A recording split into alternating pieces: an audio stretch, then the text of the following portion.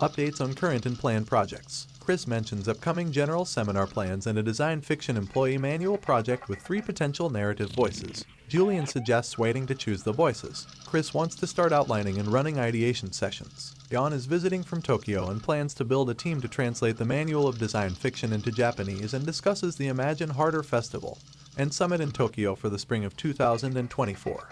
Question 1. What were the main topics discussed and what were their key takeaways? Answer. The main topics discussed were using AI tools and models for various creative projects. The key takeaways were: 1. The potential commercial and creative value of collaborating to push the boundaries of what is possible with AI tools. 2. The rapid pace of AI advancements and the challenge of constantly learning new tools. 3. The implications of exposing neural networks over the web for user experiences. 4. The possibility of using AI to narrate podcasts and videos to remove the human element. 5. The potential of AI to generate different voices for sections of their employee manual project.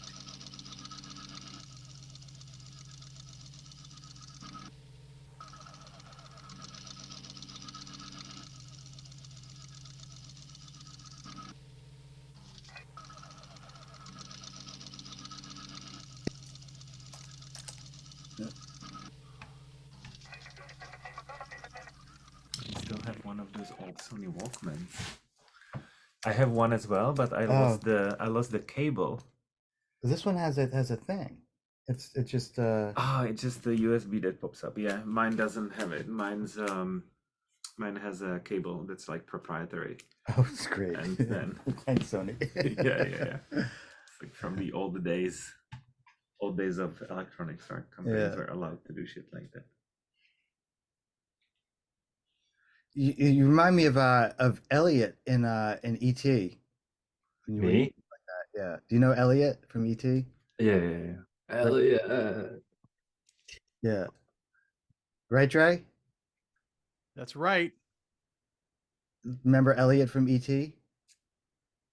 From what T? BT? E.T. ET?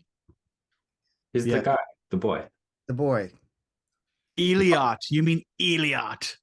Yeah, when he puts on his hoodie to go kind of like DL escape. Ouch. Thomas is doing that. Yeah, ouch. Ouch. Eliot. Yeah, of course. I was confused there for a second.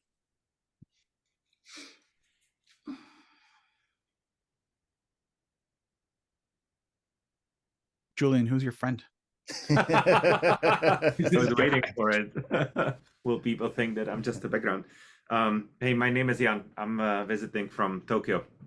Nice. You've seen him around. I've seen him around. He's come to general seminars.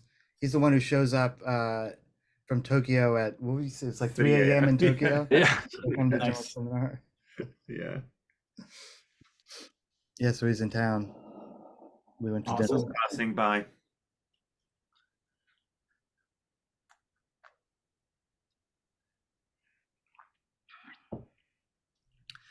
Thomas, did I send that thing out? I don't think you did. I didn't? Or I wasn't on the list. If you sent it, I didn't receive anything. Damn it! I thought I did send. Oh no, I got it. Okay, good. Phew. Sorry, I must have had notifications off. Yes. Let me check. Sweet. Okay. Does it Trey, look right? let me see. I'm about to download it. I'm very excited. Okay, what am I? Should I be expecting something too? You should have got something because you were. Wait, which one did you come to? Did you come to one? Well, he had tickets for all of them. I had tickets for all of them, but yeah, you're talking about the PDF, the leave behind. Yeah. I got that the other day. Okay, cool.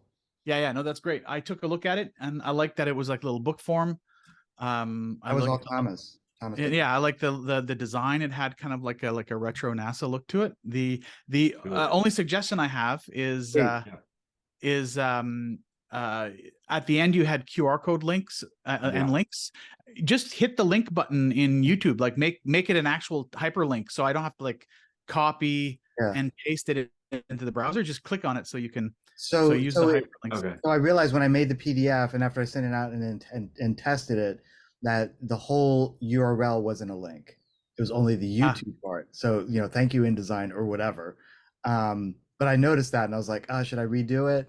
Well, if I redo it, then then there's a new WeTransfer link and then it's totally, so just stop. It's fine. It's fine for now. It's a small fix. It's more of a like next time. Yeah. Makes it a tad easier, but yeah, that was good. That was good to go through. I'm looking forward to checking all those links out. So there are like 2 or 3 things I want to talk to, just kind of talk around with that. But also, yeah, if you have any suggestions, because it was, I mean, Thomas did a great job, and also it was our first kind of go at that. To put a takeaway together, and I think there's probably a lot more that we could do that would be fun, and that would also be like the way I look at these things, and when I'm in kind of empire building mode, is like this is all fucking great content. And so when you do something else, like when we put together like an online, courseware or events, it's like we have all this material and assets that, you can kind of pull from the library to put together a package for people. So I'm totally down to do more work to fill these things out and not just do the least amount necessary to kind of move on to the next thing. So I would say that. The other thing is, I forgot what the other thing is, but the third thing is, so Jan's heard this last night at dinner, so he's going to hear it again. So Thomas took notes during the thing, which was great. It's like and integrated those notes into the PDF, and they were all good and cool. Oh, I don't remember what the second thing was, which is we need to talk about affinity to designer. But the third thing, now that I'm on a roll, is it was like Sunday afternoon. I was just kind of like, man, I'm just out of my mind that none of these AI collaborators that you can integrate into Zoom calls or whatever, which keep showing up, are really doing it for me. Like the summaries that they're providing, it's like, I don't want sentiment analysis. Like I'm not analyzing a call center employee to make sure that they're staying happy or whatever these things are doing.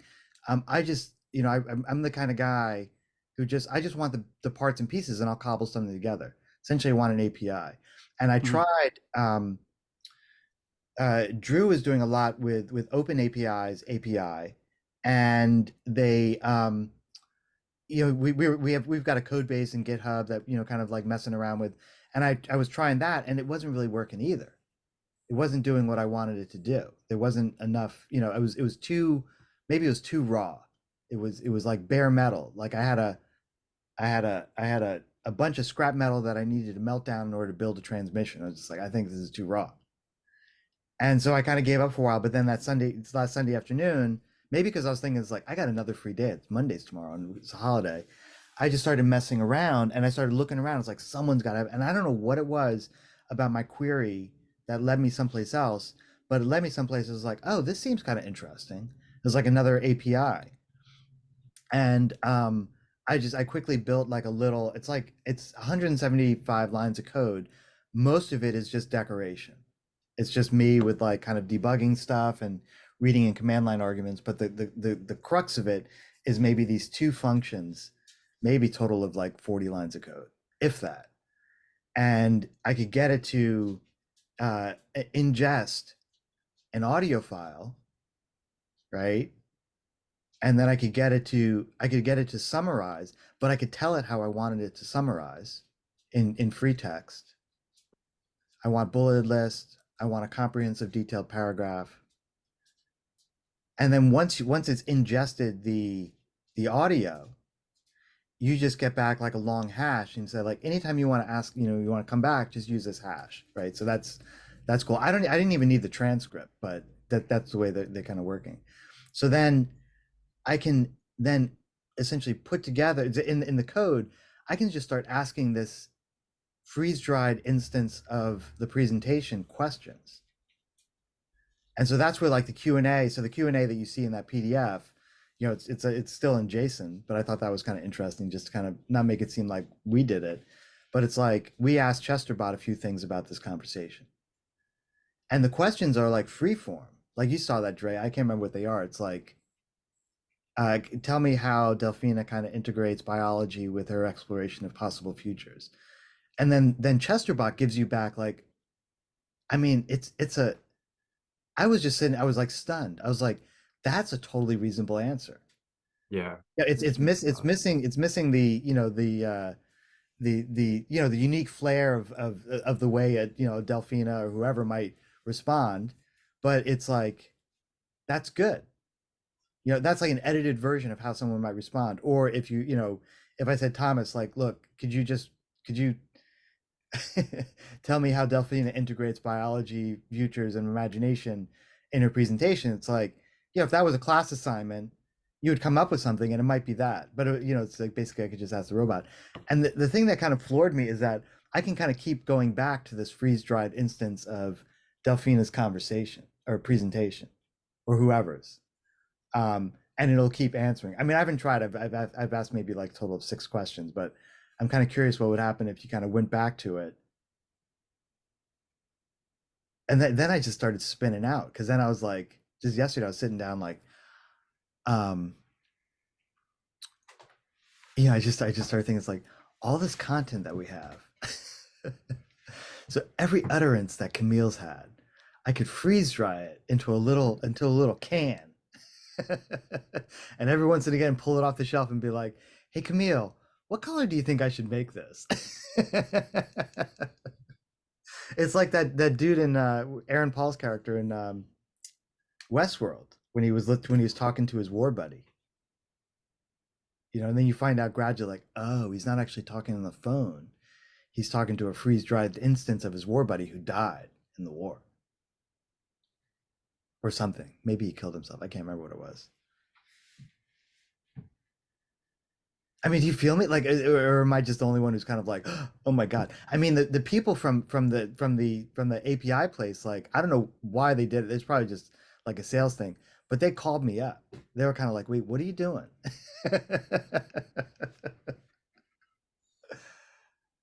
I And definitely liked it. then Just, I talked to my friend Will. He's in there, Will Carter, and he's got that. He's got his company's Burner, so they do a lot of voice stuff. And I know he's been playing around with AI. He's like looking for, like, you know, kind of ways to manage their customer care. So he's building out, you know, their customer care thing.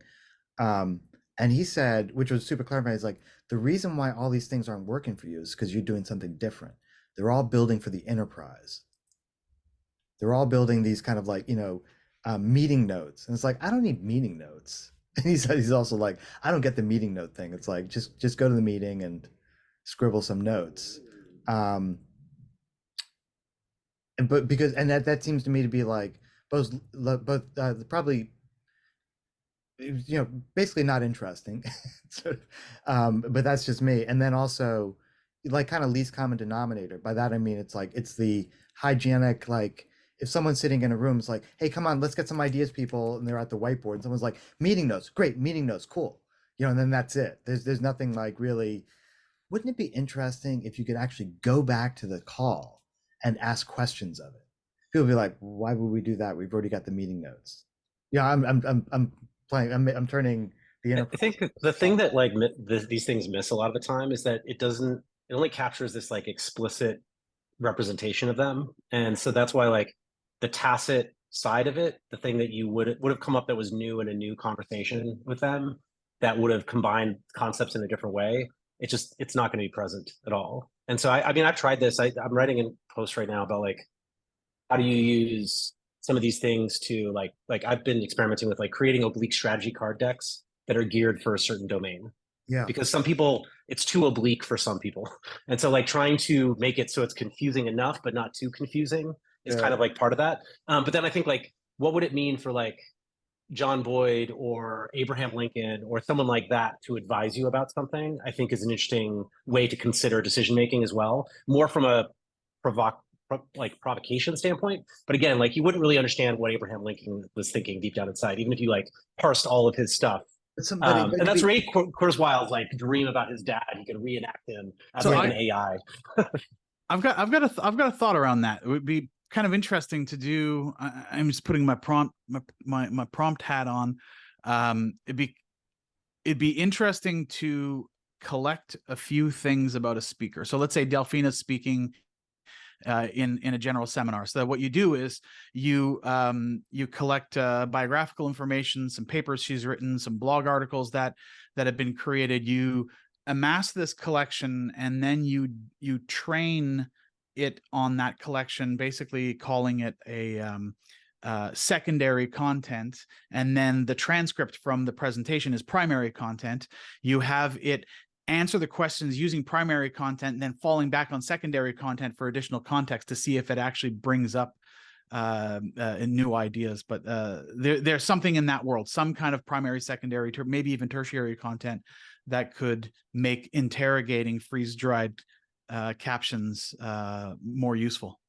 Well, so yeah, so I'm totally with you. And also I found it kind of telling that, you know, going back and forth with these folks, that they, because I told them, I was like, hey, you know, where's the hook in the API where I can just shove through the transcript? Because it's like, I don't, you know, I want to shove through text, like skip that step. I get, you know, and I told him, I was like, you know, transcription is table stakes nowadays. Like, I don't, like, it's coming from everywhere. It's like, stop transcribing my shit.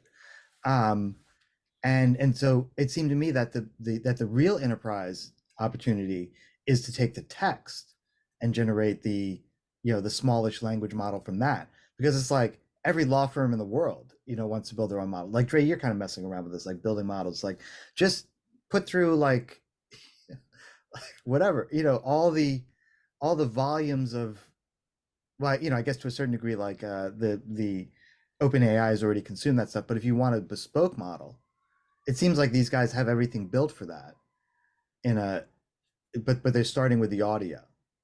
Because I guess, because they're, you know, like I said, someone's in the room, it's like, hey, we should go after the call centers people. Call centers are an $80 billion a year industry. We'll get 1% of that and then we'll be great.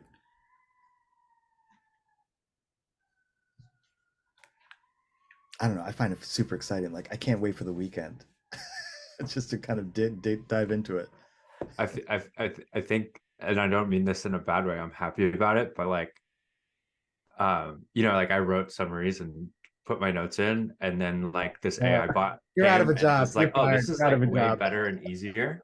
And so I think what, like Chris, you're mentioning, and Dre, I think you kind of touched on it, is like, you know, it's cool because I think if we still like keep a section where I'm in it going forward, like in the last paragraphs of these summaries, I tried to like make a connection. Okay, it's all right. Necessarily make. You'll be okay. No, I'll be okay. I'm happy about it. That shit took forever, and it wasn't like super fun. I'm just totally teasing you, of course. Yeah, but it's like nice that it's like, oh, you know, like the way that I can add to this is actually being more insightful. And I guess I just mention it because we talk like abstractly about how we'll deal with like AI in the future of work, and now it's like right in front of me, and like figuring out what I can actually do. And it's like, oh, you know what I can actually do is like maybe like do some hot takes that like on these talks, or like deeper insights, or asking like weirder questions. Challenge. Like I want to play into it like big. Like I want to like still do the thing. I mean, that was our original idea. And I think just trying to get the thing out as quickly as possible. But like, here's the human bot and here's the Chester bot. Yeah. So like, how do I beat the bot? I don't beat the bot by writing a summary or offering like my notes that I just took. I have to do something extra or special. Yeah. Like I gotta like stump the bot. Ask it a question that it can't, that is just Chester character. You gotta find a sweet spot between human in the loop and human in the way. Yeah, it's super exciting. It's crazy. But yeah, that was like, I was always excited about it, but I was also always like, this is happening right now to me. This isn't like some weird far off thing. And it's just like a little note packet. Like, this is not like that's right. I don't know. Anyway, exciting. I also really like the confidence rating at the bottom. Like this Chester bot is 94, you know, 0.94. I got this, babies. I got this. Done. Mic drop, yo.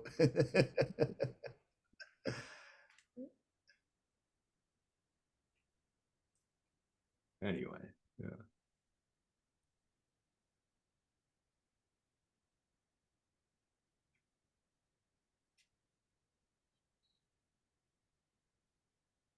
Drew, what's going on? Fall facial hair? Is that what I'm seeing? I guess it's more of my natural state. I got the job now, and I've been there 6 months. So It's like here you there you go. let Drew be Drew anymore. Does Julian know somebody is in his studio with him? Oh my God. So I wanted to check. Zoom background.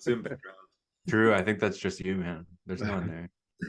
I knew it. I got my meds mixed up. Is that Augie? Is that Augie back there? Is that Chester? No, things are going good. I got invited to speak at a conference on AI panels and Oh speaking wow, at the awesome. Chicago Build conference. Well, more the person that was speaking couldn't do it, and then they asked me. So I guess that's kind of being invited. Hey, you're gonna. This is I'm when still you there. take over. I'm still there. Those are Yep. those things that happen. It's like, Yep. who is the Metallica bassist? Right. Exactly. The other guy's gonna be crying. But so that'll be fun. So I got invited to do that, and yeah. So what's the talk? You will share it with us at some point, right? You'll give us. Absolutely. If it's recorded, I don't know much about it. I haven't been. You to just this, give it back. You do it for us live. I will do it for you live. I will. I'll freeze dry it, and then you can ask questions about it. Well, I'm definitely gonna freeze dry it. No, it's the Chicago Build Conference. It's for the AEC industry, which is what I work in, and obviously AI is blowing up everywhere, especially there. But they have all kinds of other talks and panels related to architecture and engineering and design and things like that. But it's a pretty big conference, I guess. This is, sorry, just to interrupt. There was the main reason, but then there's a secondary reason why I really wanted you to come to the Detroit thing, which is because Radha is going to be there. Oh, right, yeah. I think, one of my inadvertent superpowers is connecting people within large organizations who don't know about each other. It's Especially true. in organizations like Apple, where they're not allowed to know about each other or something like that. I'm actually I'm actually giving like I'm actually building a team that Radha's on that she doesn't know she's on yet, because she has a page on the intranet that I'm governing. Yeah. So she's listed as one of the So team members. when you guys actually have to talk, mention the whole thing. Say I def will, yeah. Julian is the connector between us, and so we need to participate in the way that we can as frontline foot soldiers in the defense of the creative consciousness. I absolutely We'll look at you and be like, "What are you talking about?"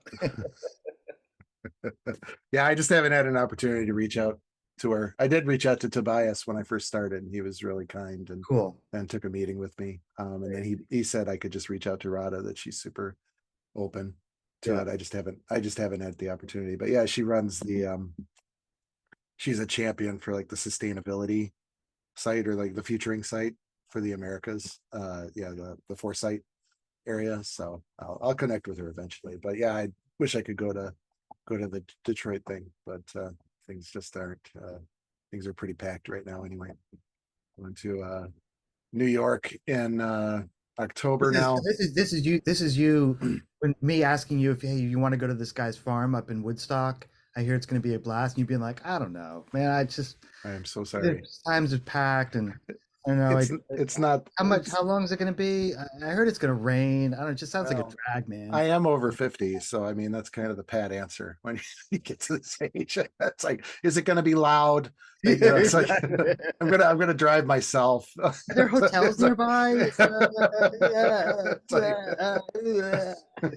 There are Whole Foods. I mean, come on. I'm vegan. No, I do regret it, but things are, family man, all that kind of stuff. But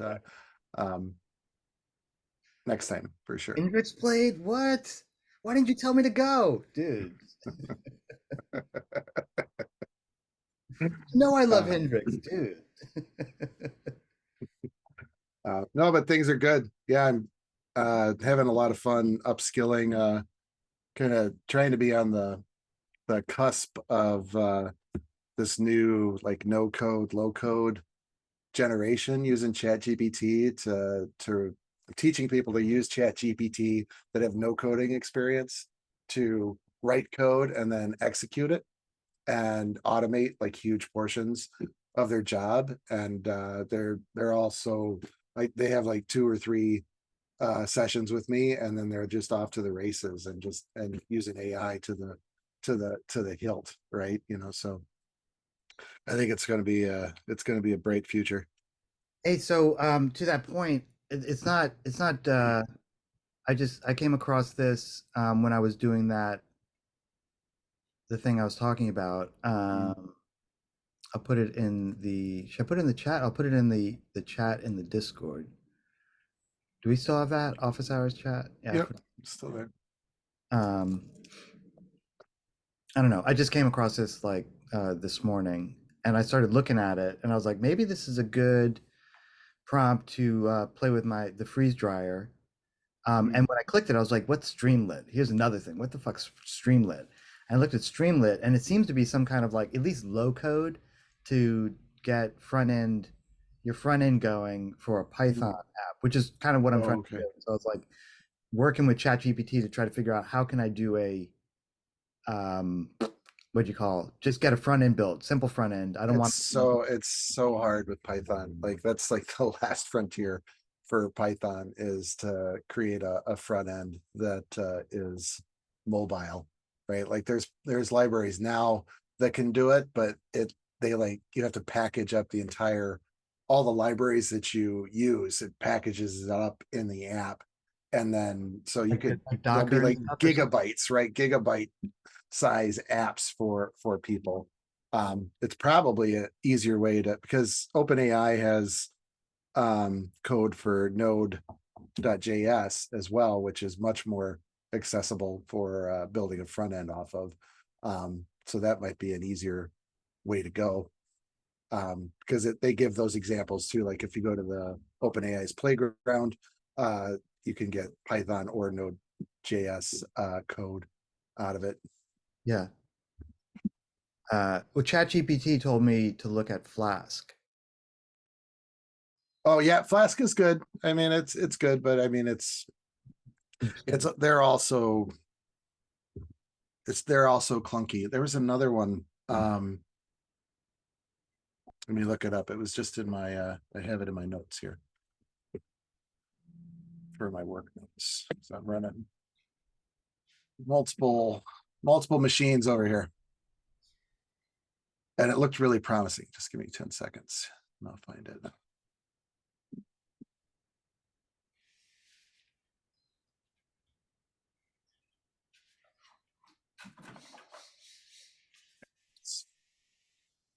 It's called a TaiPy, TAIPY, and it creates a GUI. So let me I'll post that in there. Yep.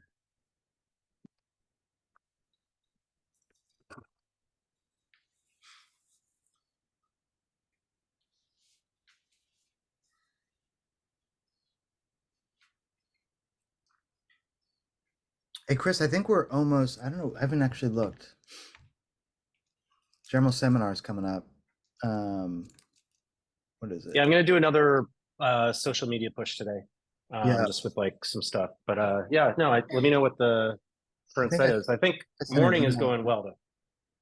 So 34 or 35 orders, but then one was your test order. So 34 attendees. Gross income $1,400, net income $1,255.50. What's the split between morning and afternoon right now? 12 in the afternoon and Okay. 22 in the morning. Okay. Cool. That's great. Yeah. Good job. Well, thank you for all of the support and art direction.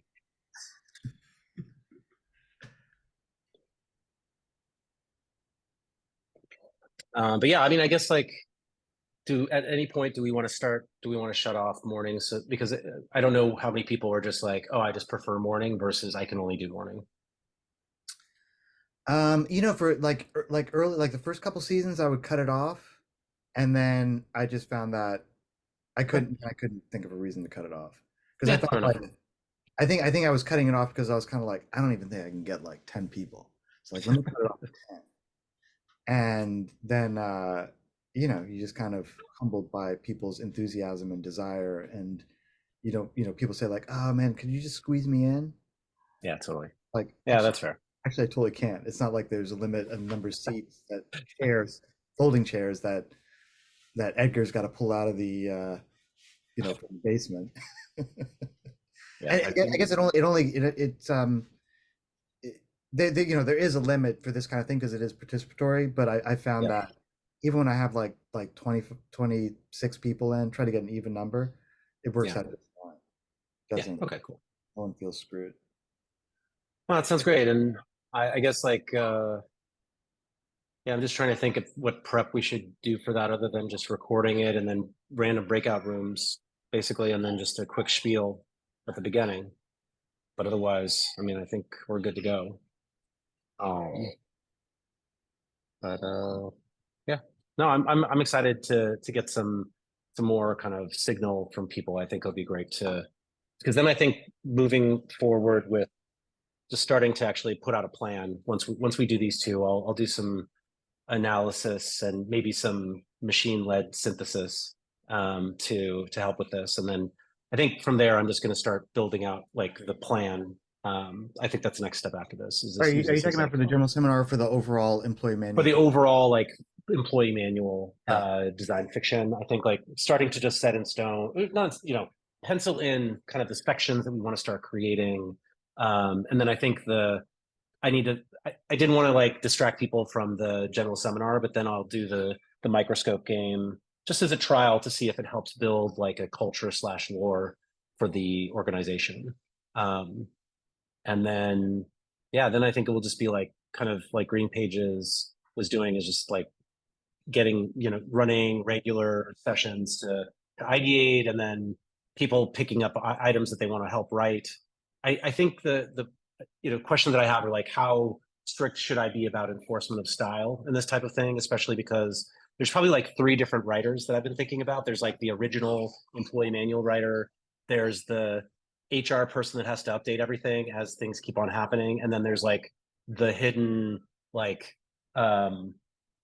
just a second, okay, the hidden like employee version of all of this. Sorry, I have to help put out a dress in just a second. Yeah. But yeah, so that was like my thinking was just like there's 3 different voices that I think are there, and one of them is a bit more like revolutionary, like here's the real way that things work here, versus like the original writer was like the founder of HR, and then there's like this HR person that is like the corp speak person that has to deal with everything right now. But I'll still be on. I'm just going to turn off my video for a second. Do you want a regular chair? No, I think You I'm good. okay? Yeah. So I mean, I'd love to hear what other people think too, because that's kind of like the direction I was thinking about going though. Once we start to actually start to like write out different pieces of this and you know, go from there basically.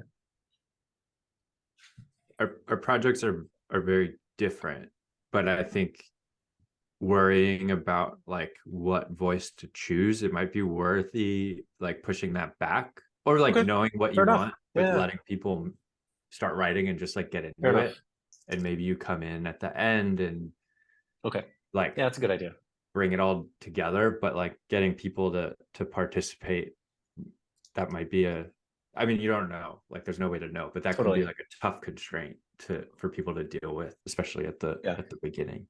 That's a good use of the machine, right? I mean, you take all of the raw text that people have written, and then you section it out and say, okay, rewrite this as a disgruntled employee. Yeah, that's interesting. You know, that kind of stuff, right? You know, and then it'll inject some stuff in there that you can then edit, or the corp speak. Yeah, that's cool. HR. I mean, why bother your brain with coming up with that corpse speak. I mean, that's what the machine is made to do. Yeah. So You just gave me like a crazy idea that we should print it with like 3 different colors, and then we give 3 different like glasses. like House of Leaves or something like that. That's exactly what I thought of. It's like this House of Leaves employee manual with 3 competing narratives in it that you got to kind of tunnel through. Yeah, you have to put it. Well, yeah, and actually you put on different glasses, and then it obscures the other text on each page, basically. Kind of like the idea of, yeah, I mean, that's like the ultimate AR kind of like dream, is that you live different realities. You can turn on different realities, right? And so I think there's something. Anyways, great idea. Let me think about that. That's cool. I love that. Yeah. Yeah, But yeah, you're right. You're absolutely right, like Thomas. Thomas. I'll try to hold off on like over prescribing. This is just like my mind that is trying to like piece everything together, but I'm trying to keep in that like space. Totally. No, and it makes it? sense, but it makes sense for you to be thinking about that, and maybe it makes sense for the whole group to talk about it, but it could be like hard to ultimately, like, if you and I and Brandel all agree on a voice and then we write stuff, all of the voices are still going to be different. So you still are going to need to come in and like somehow, whether it's a robot or you, edit together and make the voice the same. Which Green Pages, it was like, we're all different writers, so we're gonna do that. Yeah.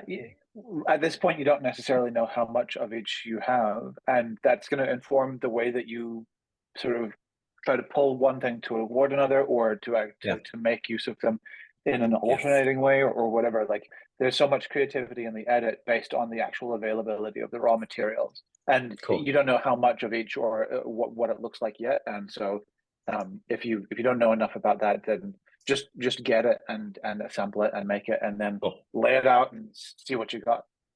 No, that's good advice. Thank you. I appreciate that. But yeah, I'm just really excited about kind of the stuff coming together. There's a lot of good signals that are being put into the chat right now. So please, I love everything that everybody's posting there. It's really helpful.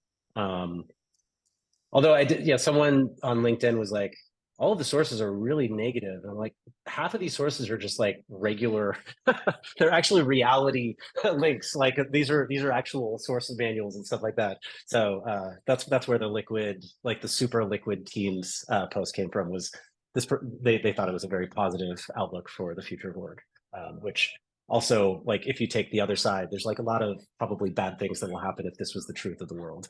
So yeah, anyways, cool. Well, that's my update for right now. So thank you, Julian, for all the help with the general seminar, and let me know how you want to split up kind of the intro spiel part of the general seminar. Yeah, so that's my only update for today. So let's find like 30 minutes, Monday or Tuesday or whatever, to just pre-brief before Wednesday. And my overall goal is, number one, it's like we did with fashion and with entertainment. So when Thomas and Julie did those, is like, we should, use these platforms to help us with our projects. And it does 2 things. One, it is like research, so they're getting more stimulus for the projects, and then then we also generate revenue, which at some point it's going to be like, hey, now we want to print the thing. It's like, oh great, like we didn't have to do a bake sale, we actually did the work that we would have to do anyway. And it's something that I want to encourage more of.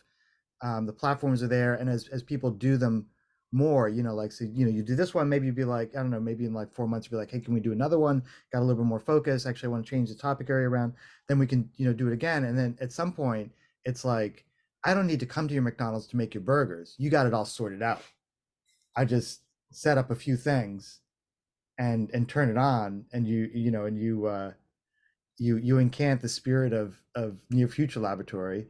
And we're not going to call it a franchise. You said incant, they're incantations. And if I think we can do that, then it's amazing. I mean, that's what Jan's going to do in Tokyo. He's going to be like the Tokyo bureau chief for Near Future Laboratory. He was planning stuff at dinner last night. They're like, we can do this thing at the street festival. It's kind of like awesome, man. Or whatever you were talking about. Gallery thing. Yeah, a gallery thing. Like, fucking hell, yeah, awesome. Jan, so Jan is, say who you are. My name is Jan. Hello. I work in Tokyo at one of the design agencies. It's IDEO. Why? What are you hedging? Yeah, and I've been joining a few general seminars over time. I've never had a chance to join the studio hours because they happen at like 1 a.m. to 2:30 a.m., which is not very favorable time in our time zone. And so yeah, and I was some time ago I reached out to Julian because I really enjoyed the manual of design fiction, and I told him if we could translate it to Japanese, and so we are working on that right now.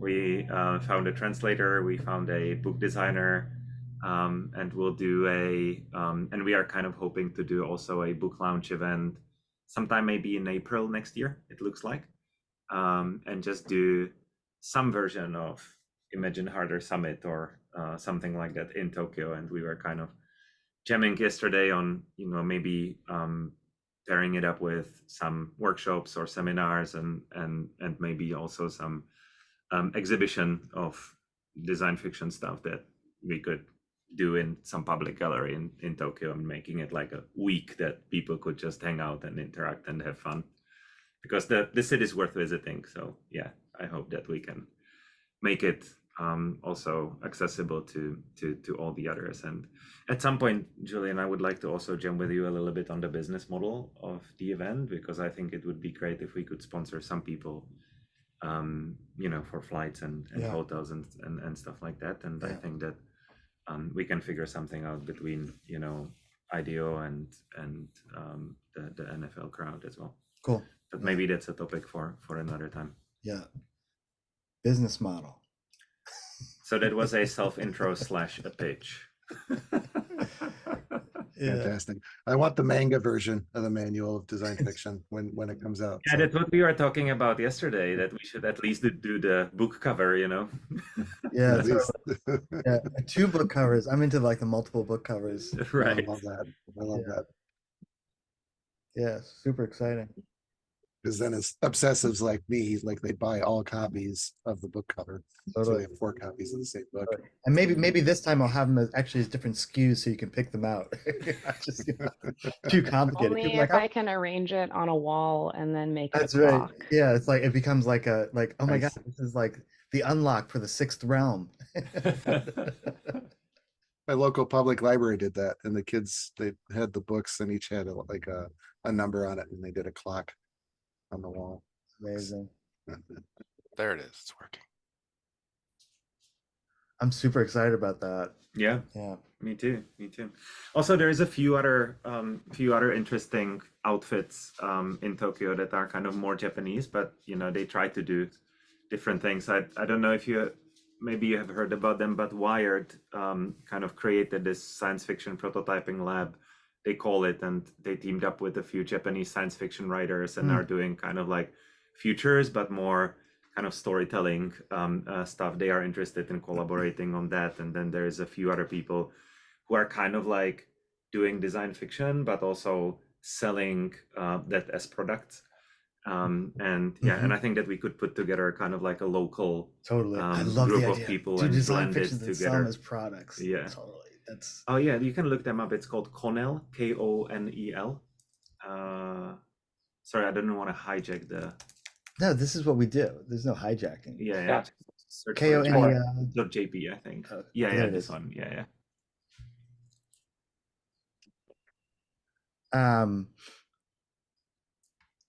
Yeah, so and it was through, I think it was probably through Tony and Fiona that like years ago I got turned on to My Wadenki, sort of like in that category, because like he makes I got a bunch of his product catalogs up there. Yeah, that could be fun as well. Engage them. If you look at the thing on the top right, those are like 3D printed suites. So they like hacked some 3D printers and kind of created these like. So these are we need to. Yeah, this is it. So you're on it. So I don't even have to say like, hey, get on this, because you're on it, because you told me about it. Yeah. This would be like if we could figure out how to get the F91W project. Yeah, I want to. What's the status of our physical projects? Because all the books feel really taken care of. It's completely stalled. But I've I've kind of like tickled the just the edge of the idea to Sayway and Taylor, CW&T, because I was like, we need to do a collab, and they've already done like a watch project, their solid state watch, and so my next conversation with them will be like, hey, because I think it's all there for the most part. It needs, if it had like Sayway's kind of like eye towards mechanical and production detail, and maybe I don't know, it almost feels like kind of thing. It's like, oh man, I actually tried to do this before and it failed. I need to try again. It's just like, tell someone, it's like, I will pay you to do this. And some people are just kind of like, I don't know. They're What like, does it look like to collab as well, right? And then we still have chore coat. Those are like the obvious ones that aren't too historic in terms of the timeline of NFL projects that are physical. I have a meeting with Kemp later today. Oh, dope. Oh, cool. And I know they have been teaching themselves to sew all summer, among other things. So it's slowly kind of bubbling. And then the collaboration between the Chorco project and the fashion magazine project, or that's what our meeting is about, is yeah, cool. how that's going to intersect. Tell them that we miss them and we love them. So Yes. In case they're feeling like the shame and embarrassment of not being around. I don't think so. Okay, good. They've just been busy. A bunch of stuff.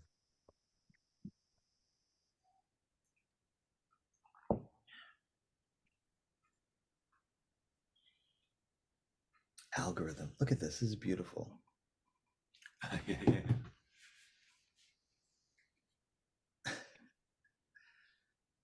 It's not a near wait for future the Japanese lab project. translation, just mostly because I'm just fetishizing the book already. You know, it's got to be just slightly, you know, like, and then it opens the wrong way or the right way, and then when you get it, it's just someone spends 20 minutes just wrapping it in this brown paper. You at least got to use the same paper as manga, right? And the same kind of cover, right? That same kind of pulpy paper that they use, and make it just like small, so it's like giant. It's really thick.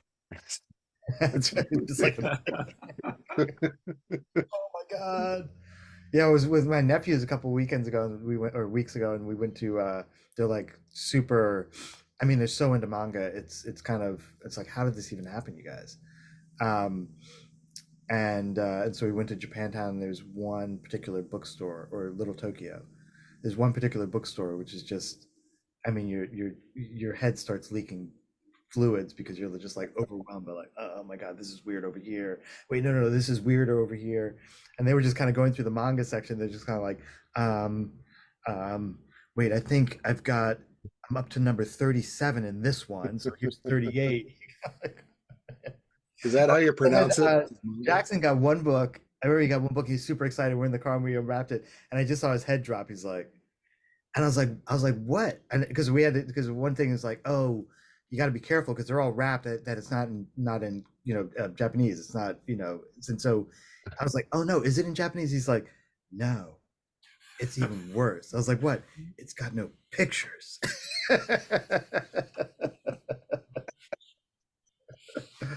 Which is like, is that manga? I don't know. It's just.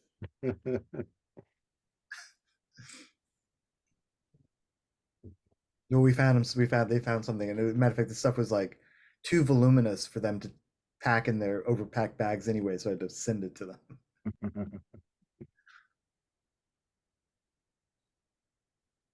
Is it manga? My Midwestern mouth just butchers anything. What'd you say? I said manga. That they're manga. I think Manga, you can isn't that pronounce what- it either way. Oh, thank goodness. I don't think it's super exclusive. Yeah, I think it got co-opted by English-speaking countries. In Japanese, you would say manga. Manga. Yeah. Manga. Yeah. I'll endeavor for that instead of manga. Y'all got that manga? You got that manga? My kid. They I don't know, but they like that stuff. It's right next to the corn nuts over there. Is it taco or is it taco? Oh, come on. It's taco, Trey. I'm from Canada, man. Taco is a thing. Come on, I Ray. thought, what about candelabra versus candelabra? Candelabra. You got the That's accent just on the wrong Yeah. syllable. That one. Yeah, Yeah, get the or accent. Wrong facade syllable. versus facade if you read a lot but don't talk a lot.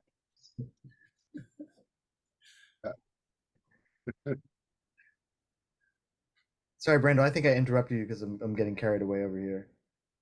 No, it was the right thing to do. I was just going to say that the World Wide Web Consortium is meeting next week, so I'll be presenting.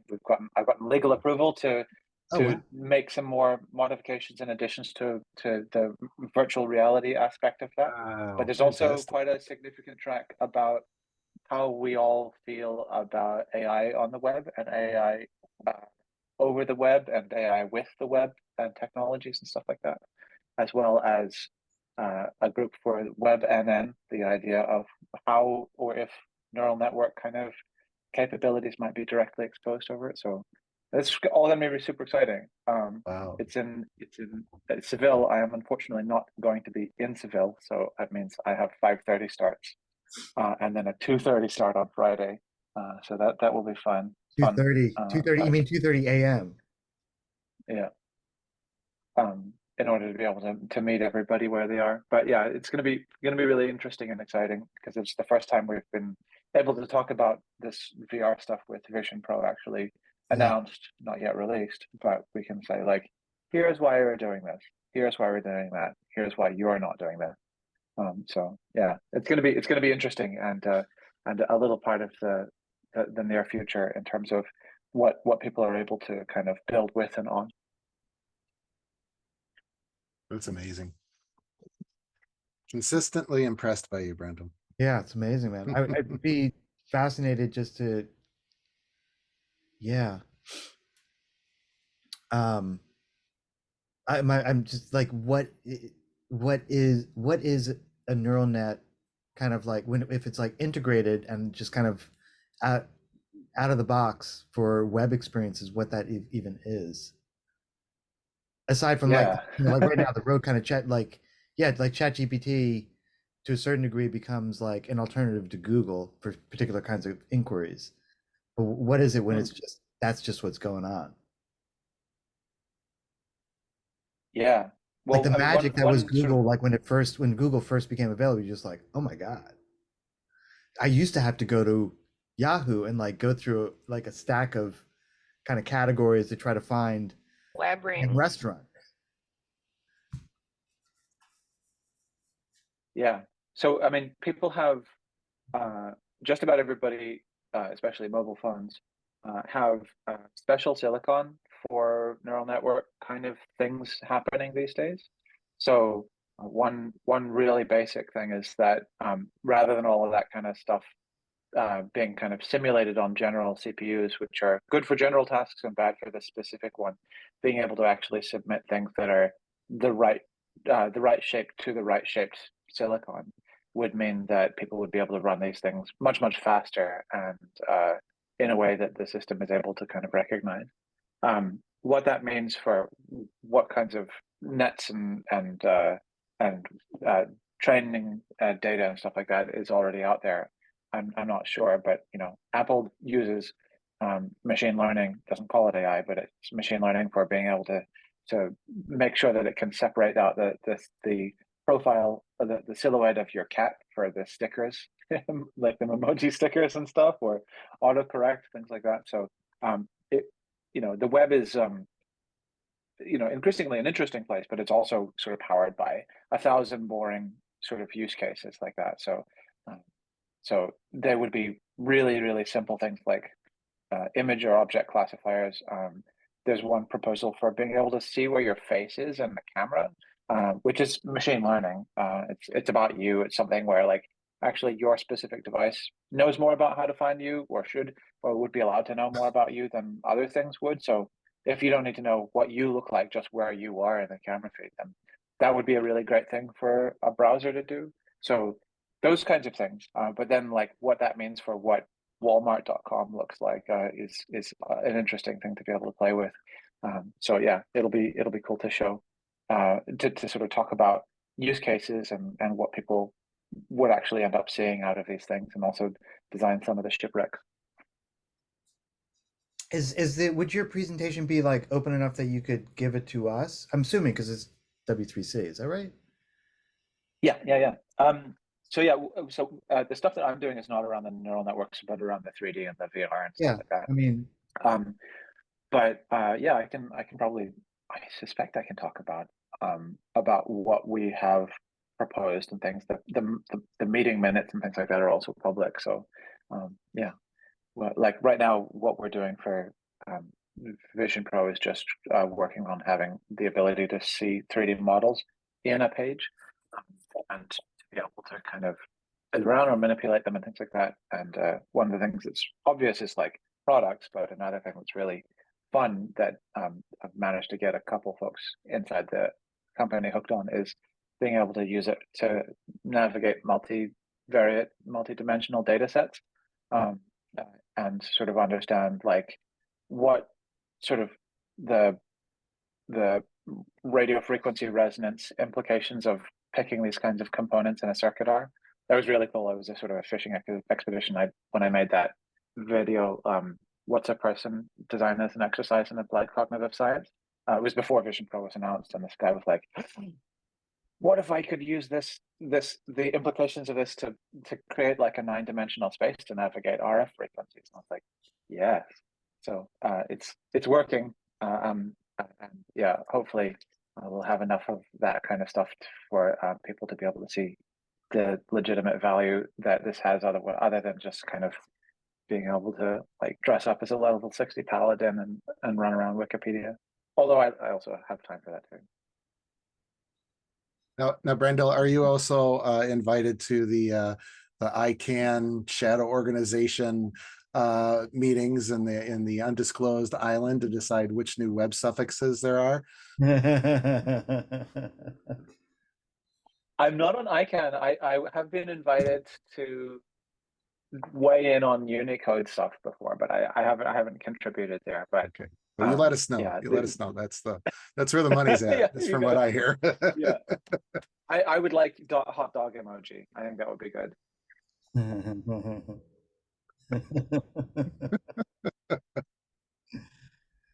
Yeah. That's kind of interesting. Hot dog emoji. You see, like, Dre, there's something that's just the edge of a design fiction daily somehow. I'm not sure what it is, but it's kind of like, even if it's not the thing, it's like, visit us over at, like something dot hot dog emoji. People are like, hey, what kind of world is this? Totally Yeah, off the hook, bonkers. There's like a top level domain, like top dog, hot dog joke in there. Nice. Yeah. Cool. That's good stuff, man.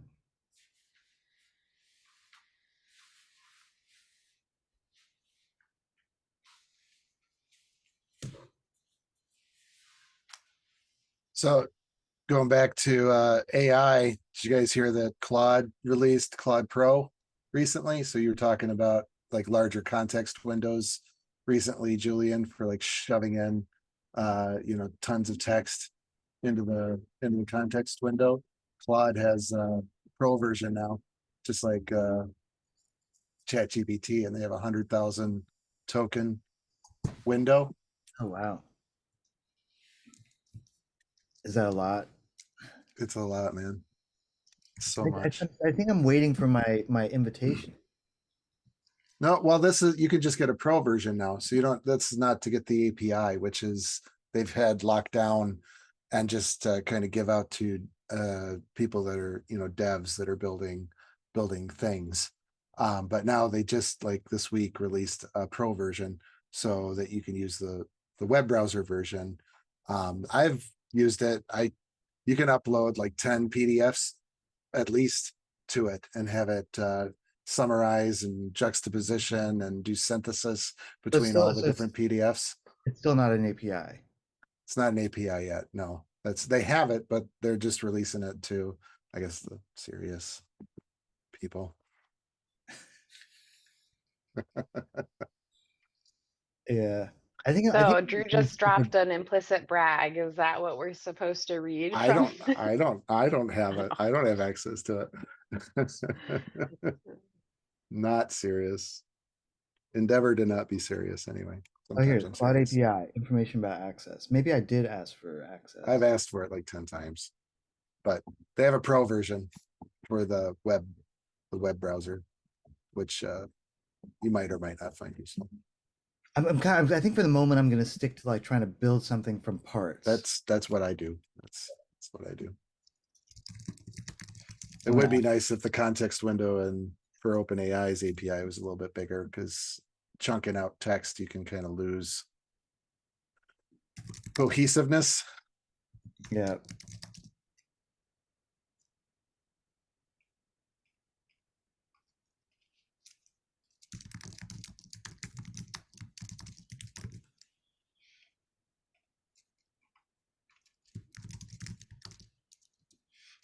Yeah, so I was like, when the code that you and I were working on, Yeah. back in the day is, it wasn't quite doing it. Sure. In terms of like, it's, don't take it personally. It's not you. I'm not. No. It was like, the inquiries that I can make with this other robot are just so incisive. So I can tell it the kind of summary that I want.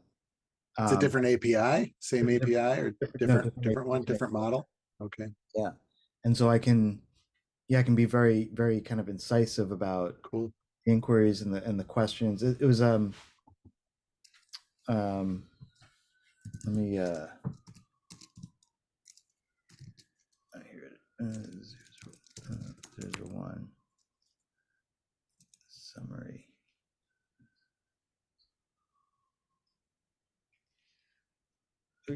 How do I get over there? Where is it? So here's a JSON file of one of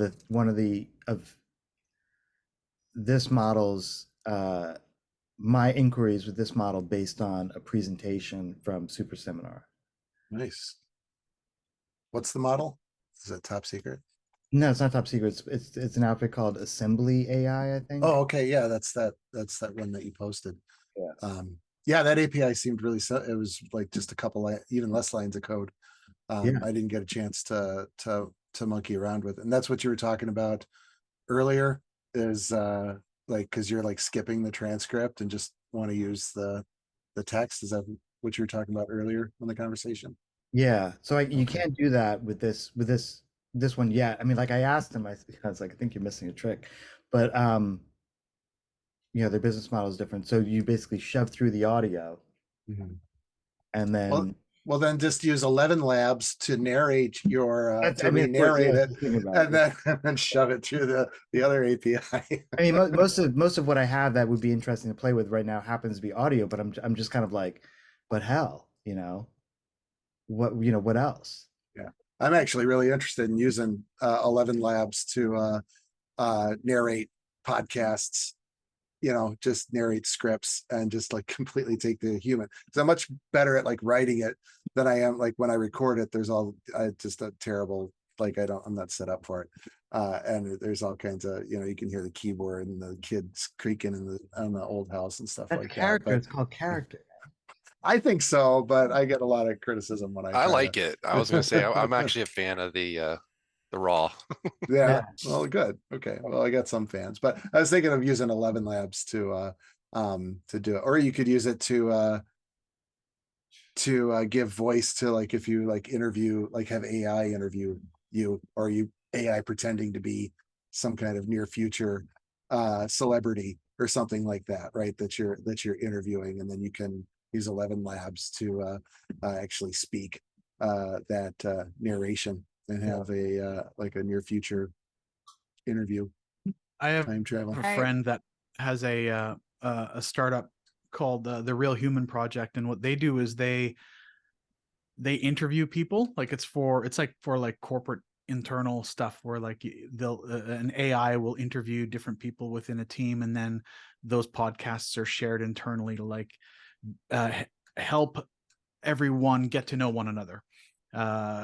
Corporate culture, team building type of thing. And when you listen to the interviews, it's surprisingly fluid, and I'm told a lot of the times that people being interviewed don't even realize it's an AI that's talking to them.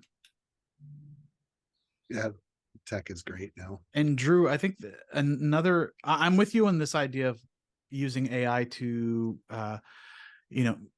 do the voice of whether if it's a podcast or YouTube video. And I was thinking about, like, how do you add a little bit more dynamicism to that?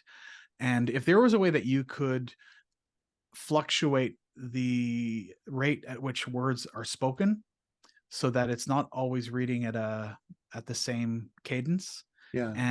and whether you do that with post-production by just speeding up and slowing it down.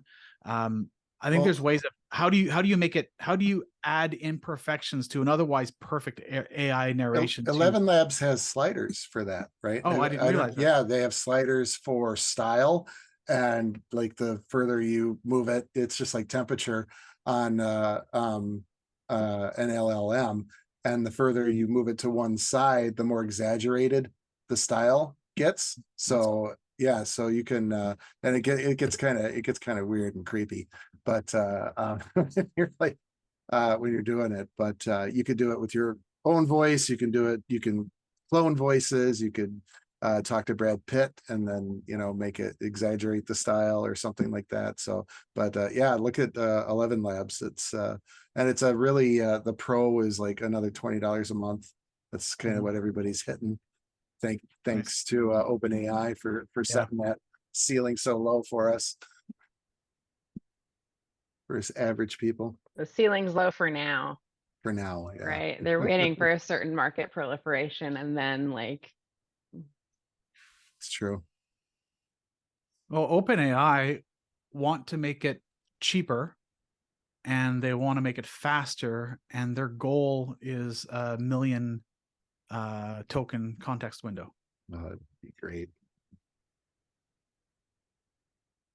I hear they're dropping another update in November that some people are theorizing is like the version 5 or something like that. So they're having a conference in San Francisco. They're hosting a conference in November, I think, where they're gonna drop a bomb, another bomb. Eventually they'll run out of bombs in their bomb closet and somebody else will take over, but they'll become as exciting as Google. Yeah. Which is what birthed them. So I wonder when that's going to happen though, because it's like I just don't remember it. It's like, definitely correct me otherwise, but it's like I remember I would learn a program, right? And it would be the same for like a year. And then like Unreal Engine, it was like, okay, every 3 months we're going to update, right? And now it's like insanity. it's hard. It's like, because I find that I spend so much of my time just trying to learn the programs. I mean, I'm excited because the programs are like super, super exciting. But this is just to me, this is such a weird time. It is. Yeah, I was just doing a training today. I was talking about training training other staff to use it to write code. And like this person was sharing their window, and all of a sudden ChatGPT did this thing where it gave you 2 different versions of the response, and I'd never seen it before. It's like, oh well, that's new. It's never done that for me. Let's take a look at what's that's doing. So, and it's just like these live, just organic changes just evolving right in front of you. I mean, I'll use it for Zoom meetings now with clients. It's crazy. And so, and it's like, it's so rapid fire. And I always do that. I always like, give me a list of options with this viewpoint. And it's like, it's almost, I mean, I do feel like it's like cheating, but it's almost unfair. You know what I'm saying? Because it's like in the meeting, I come off knowing something that I have no idea about. Yeah. And maybe it's false information for all I know. I've been doing that. I've been doing that with football. Let's talk about gravity wave generators. So, because we've got a couple of. Oh, sorry. Wait a minute. Hold on a second. We're turning into androids. Totally. Hallucinating androids on psilocybin. So Drew, what is it like when you're teaching these people this stuff? I mean, what's the response? Well, self-selecting, they're interested in it, right? You know, so like I present what I'm doing, and then I'm just like, you want to learn how to do it? And then people reach out to me from the team. And so that you've got that willingness there. And so there's no, I haven't encountered like any trepidation when it comes to like executing the code or anything like that, right? You know, so that they're not scared of it. And as long as the willingness is there, it goes really smoothly. And it's just show them how to prompt engineer and iterate, and then how to bring up a text editor and then execute the Python code, and then give them the whole with great power comes great responsibility. You can delete the entire network drive if you're not careful. Just, you know, kind of throw that in at the end, and they're doing really well. And like again, it's just like 2 or 3 lessons, and then they're prompt engineering themselves. You know, like somebody that I talked to last month, I had a meeting, and they'd figured out how to make bulk folders with Excel, like thousands of folders with an Excel file, which I didn't know you could do, you know. So it's just they're just off and running. So I think it's going swimmingly. If you're going to ask me, I think it's the future of training, at least for the next couple of years. Back to your point, you know, of things moving fast with advanced data analysis, or whatever the OpenAI is calling it, where it writes its own code. You know, 2 or 3 years, like nobody's going to have to write code. It's just, you just are going to have to ask for something in natural language, and the AI tendrils are going to go out and create something and give it back to you, regardless of what it is.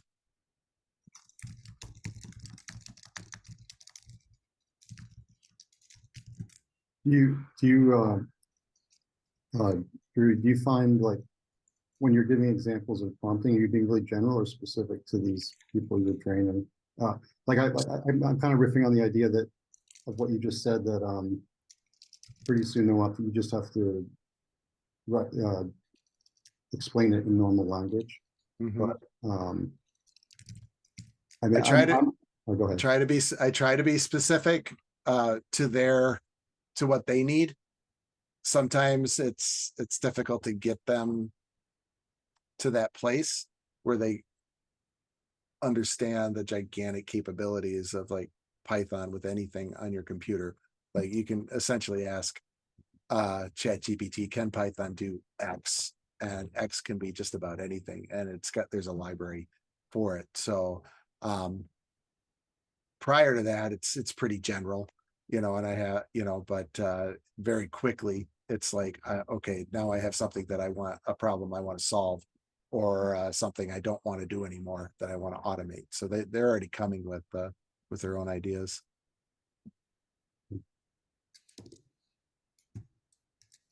Yeah, I've been I'm on that sort of side of I'm not code native, but I've been, you know, exploring what we've been doing, or what you're talking about, training to people. Mm-hmm. And it's sort of like needing to learn the language of how, you know, how the systems operate to help them, to help yourself like figure out how to get the results. So I guess a silly example would be like, you know, at one point a few weeks ago, I was just trying to figure out something in Google Docs, and I was using ChatGPT to do it, but I was a little, you know, fuzzy on the terminology to explain the task. And so I, you know, I started prompting it about like, well, how do you, you know, how does, you know, what's a row versus a column kind of thing, you know? And then as I prompted it more to ask to, you know, to give me the language to describe what I really wanted to do, then that was my kind of like realization, I guess, in the process. Is like, oh, it's like the better I understand about, like, I might not know much about how to do things in Google Docs, for example, but if I can ask it questions about how to do the task better, I get better results quicker, and then I understand what the hell I'm trying to ask it to do. So anyways, that's sort of like what I've been going through in a way with not only just like learning how to prompt, but also just figuring out like the language to speak to it in better. And I'm not sure good way of doing it. I just kind of stumble through that process, if that makes sense. It does. I just ask it, what do you call this? Yeah. Like, and then it gives me more precise language to give back to it. So I mean, when are we going to start talking in prompts?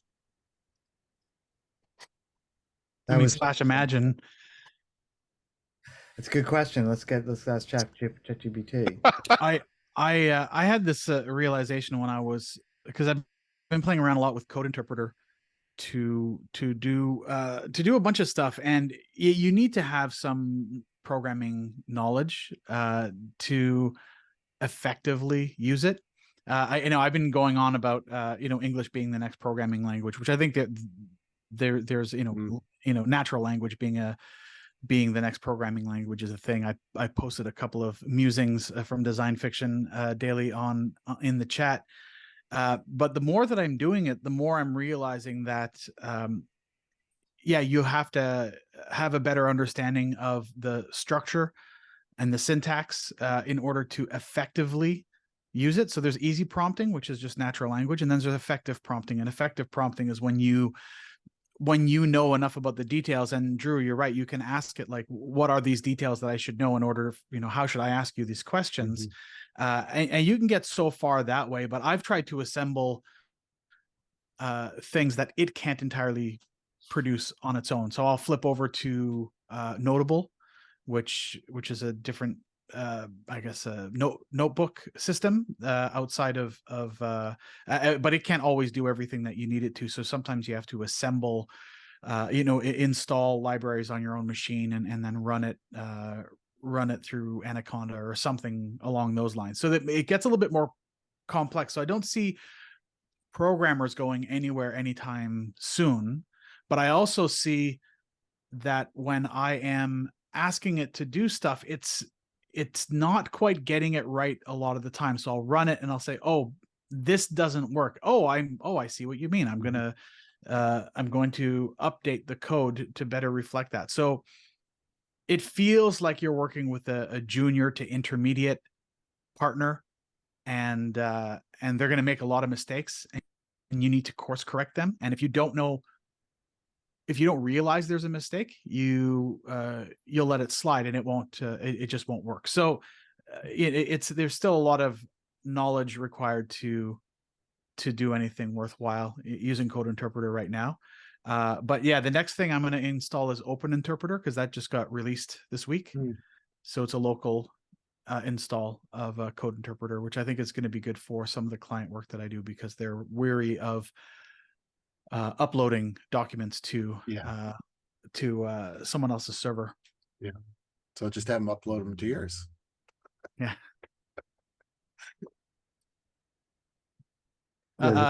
Another fun thing that I've been doing too is I've been asking Code Interpreter to I've been doing a lot of chain of thought reasoning and asking it to figure it out using Python. So it actually creates all these characters using Python. It does all the thinking, and it displays this beautiful pseudocode of what my prompt looks like. So what I've been doing is, because I'm selling prompts on promptbase.com, and I don't like the idea of just putting my natural language prompt up there. It's like, imagine you're this and that, and so on and so forth. So what I do is I ask Code Interpreter to obfuscate my prompt as pseudocode. So it ends up spitting out this block of Python, and that's what I submit to PromptBase. Show me. You got to show me. Can you show me? I'll show you. So so what's cool is that you look at it, and it's you listen, guys, I'm pasting valuable prompt. My $7 prompt is but for you guys it's free. It's for free. You're getting today only. Today only. Okay, hang on. Yeah, today only. Where's my prompts? Yeah, so I've got a design fiction generator. But so it's obfuscated, but then how do people use it? You just literally you paste it into ChatGPT and you hit go, and then you tell it, like, give me a design fiction around climate change, give me a design fiction around back to school, and it'll be like, hey there, fellow time traveler, and it assumes the persona does all the things. Here, I'm pasting it. I'm still not following. All right, so you just paste it. You paste the code into ChatGPT just like you were writing a prompt. And the code is Python code. Yeah, and it looks, and ChatGPT understands it. It just You knows. you need to tell it like, hey, I'm sending you some Python code. No, Could you just send paste it. Python code. It just So knows. It starts Just put it in. interpreting the Python. Yeah. Okay, hang on a second. Here it goes. So I'm gonna paste it in. Okay, That- this message is too long. Hang on a second. Let me just. I found that very interesting that you can just paste random shit into GPT and it knows what the hell you're talking about. Like it just, Yeah. it almost knows your train of thought. It's like, fuck, yeah, I don't understand that. It's like crazy. It's like, well, wait a minute, I didn't even explain anything and you're giving me the answer. Hang on. I'm gonna make a paste bin for you guys to grab.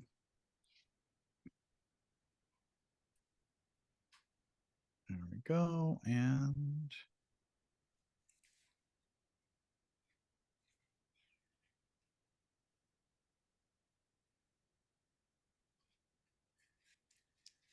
Hurry up.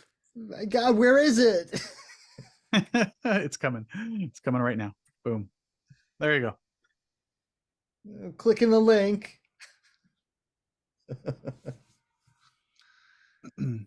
Okay, it's still bullshit. What? So now what? Well, just copy that entire thing and just paste it into ChatGPT or paste it into Claude. It works in both. Sorry, I can't quite catch. Are we saying cloud or Claude? Claude. It's So actually. What am I putting this in? Claude or ChatGPT? Please tell me. Try ChatGPT first. Can I try one? I'm doing it. Or share your screen. Let's see what's happening. Oh, okay. Share screen. Is it, which one is it? Where is it? Left? Oh, there it is. Yeah. Share. Okay. There you go. So it's still generating. What's it doing? Oh wait, here it is. All right, that sounds like a blast.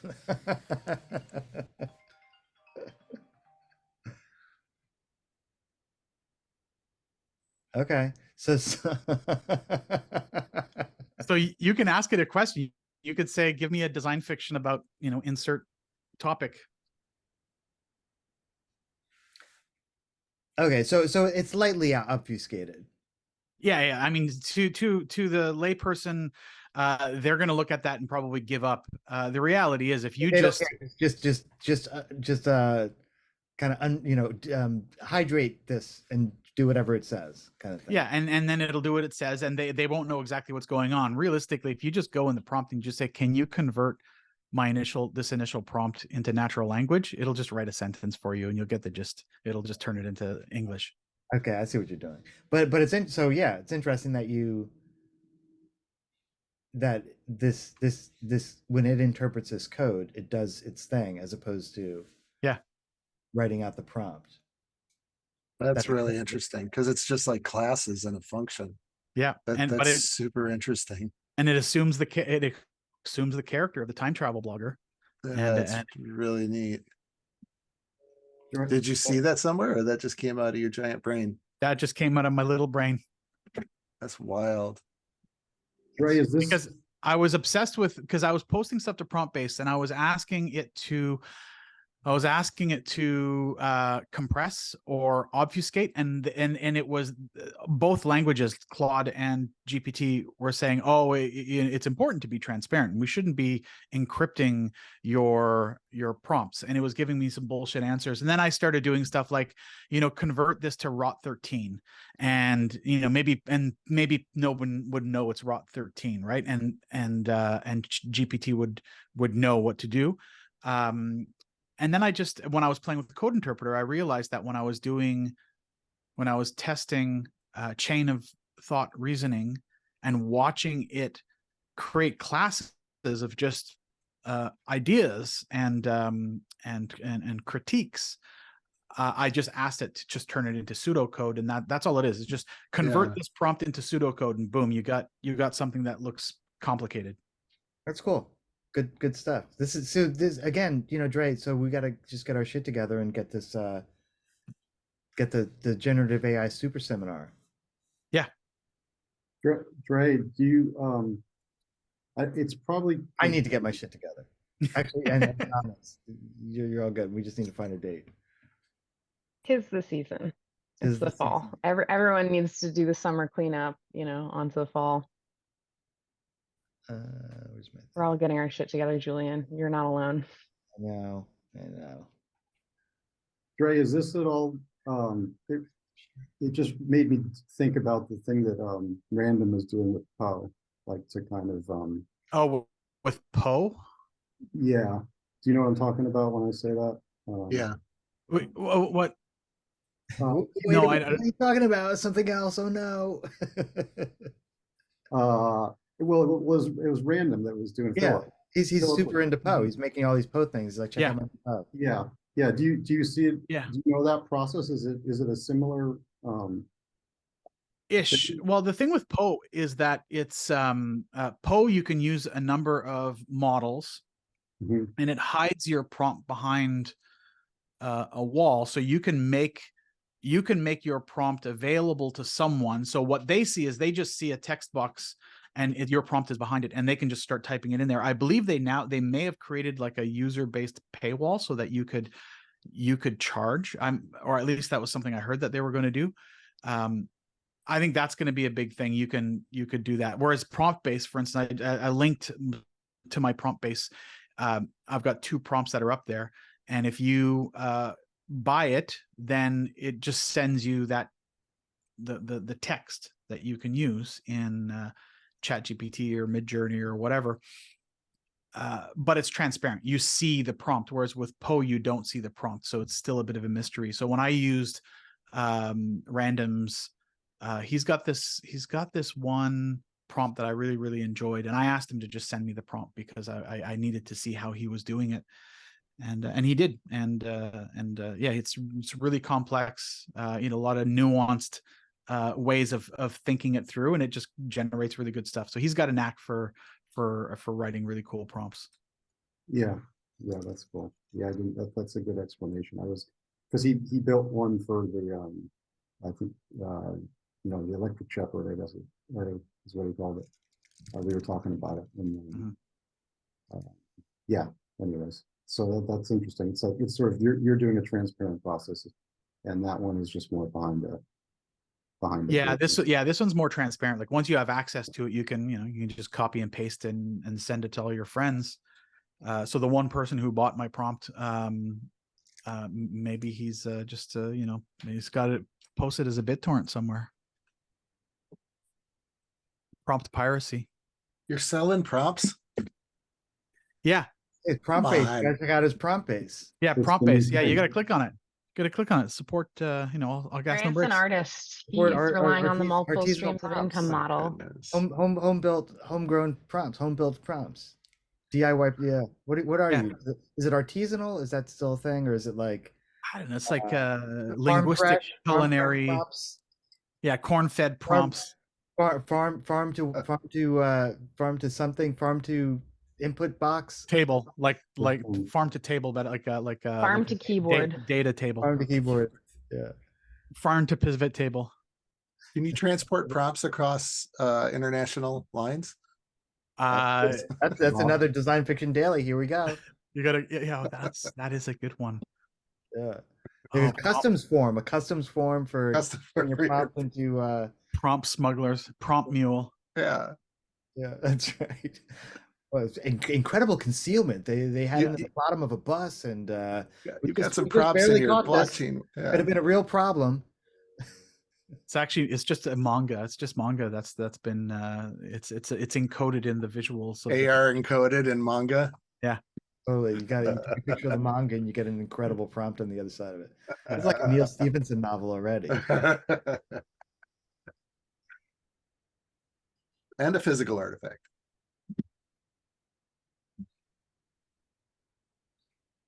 I have to go. Thank you guys. Good yeah, I should probably go too. We gotta figure out. We gotta do another. Did she leave? Yeah. Yeah, I should bounce as well. Jed, was there?